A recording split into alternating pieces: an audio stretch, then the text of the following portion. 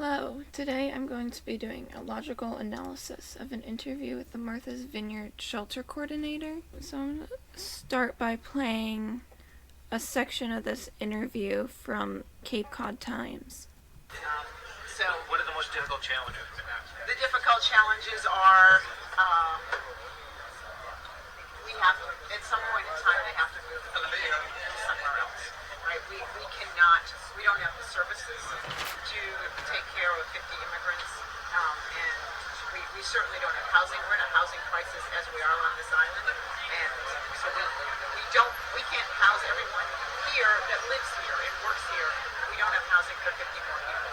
So that is our primary crisis. We have this emergency shelter set up, and it's working wonderfully. Every single person that has been here. Okay. So I'm going to go over here. Basically made a transcript of what she just said in that little section. I think it was maybe 30 seconds of the interview. And I'm going to turn this, as it is right now, this is a kind of an argument that she's making that at some point in time, the immigrants will have to move somewhere else because we don't have housing for them. So what I'm going to do, this as it is what's called an enthymeme. So basically an enthymeme is a logical syllogism that's missing one of, at least one of the premises. And most of the time it's not even in logical form yet, so you hear them a lot in everyday speech, or if you're having an argument with your sibling, you might use them a lot, because you don't go around talking in, excuse the train, you don't go around talking in logical syllogisms. You just don't do that. So I'm going to turn this, and currently an enthymeme, into a logical syllogism and see if it is in a valid form. So the 2 points that the conclusion, it sounds like she's arguing at some point the immigrants will have to move somewhere else. So we're going to turn it so the immigrants will need to move, and the argument that she seems to be giving for this is we don't have housing for all 50 immigrants. This is just her emphasizing that they don't have the housing for all 50 immigrants. So the conclusion would be something along the lines of 50 immigrants are people who need to leave. What? All 50 immigrants are people who will need to leave. 50 immigrants is one term, and people who need to leave is another term. So her argument for this conclusion is we don't have housing for 50 immigrants. So the premise that we have would be something like all 50 immigrants are people we do not have housing for. So you can see we have a conclusion and one premise, but that isn't really a syllogism. Syllogisms normally have 2 premises and a conclusion.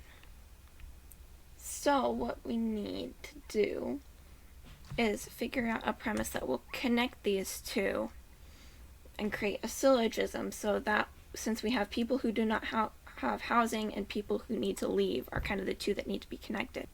All people we do not have housing for are people who need to leave.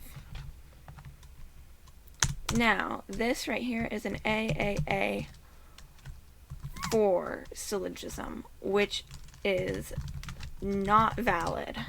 People we do not have housing for is our middle term. People who need to leave is our major term. and 50 immigrants is our minor term. We know this because our major term is the predicate of the conclusion, our minor term is the subject of the conclusion, and our middle term appears in both premises but not in the conclusion. Now let's go back and watch, I don't know if we're going to watch the rest of her interview, but we're going to watch at least part of the rest of her interview, and there are some other things I want to point out with kind of what she does. And I really want to say this. Every single person has come up and said, I want a job. They are not looking for a handout. Not one person has asked for a handout. Every single person is like, I need to work. I had one young man come to me and he said, can I go to the ferry now? I have to go get a job today. I've been gone for 2 months. My family needs money. All right. He wasn't asking me for money.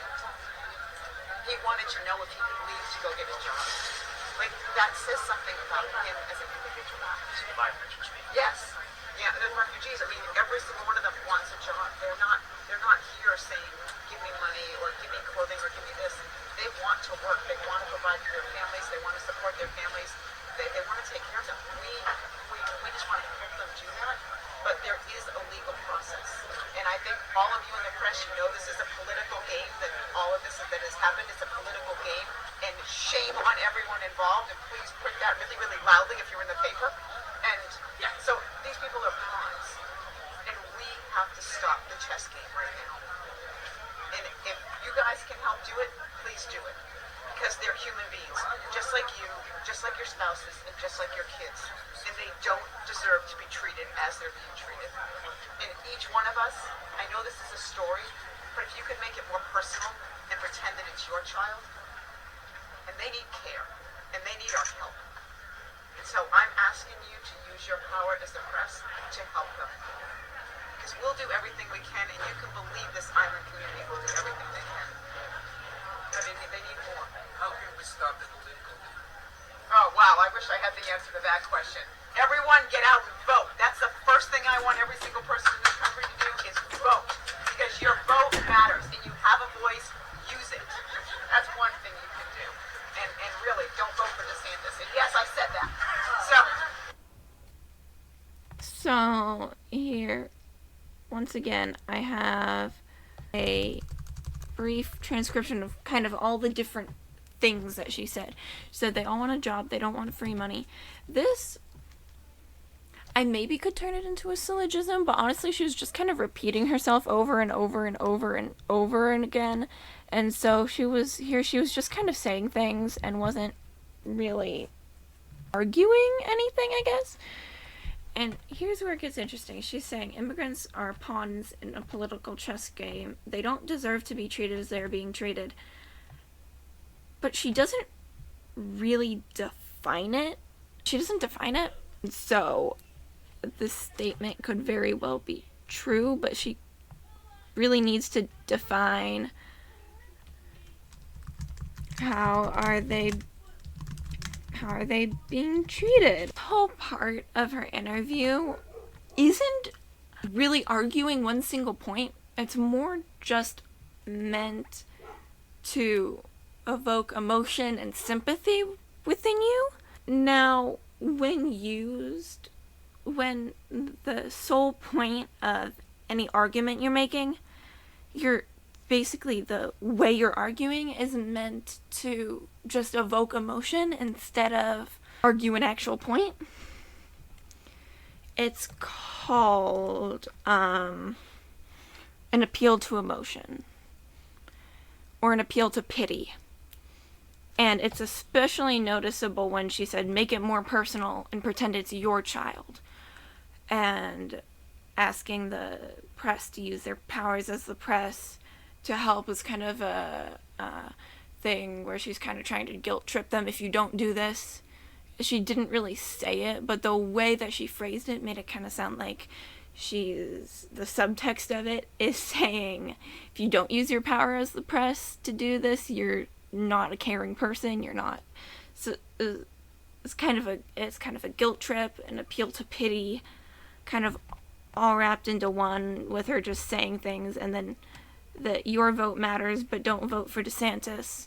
That's just her political opinion, really. I mean, I don't think there's really any fallacy with that part. It's just her saying, your vote matters, but don't vote for this guy because I don't like him. And what makes this an appeal to pity and an appeal to emotion is that she doesn't really provide any evidence. Her basic argument would be they don't deserve to be treated as they are being treated. And then she just kind of lists a bunch of stuff that's meant to evoke emotion and pity and sympathy. And so that's kind of what makes it an appeal to pity. I think that's basically it. That's pretty much all I have for this little, I think, how long was it? Like a 3-minute interview that I started like 45 seconds into it because the beginning part was just her saying things, and there wasn't really much I could analyze out of it because it kind of started in the middle of her saying something. So anyway, that's about it for this interview. Thank you for watching. If you want to see more of this type of stuff, please subscribe. I know this is only the first video, but planning on doing a lot more stuff like this because I really do. I like it a lot. I love politics and I really like logic. So this is fun. So thank you for watching. Bye.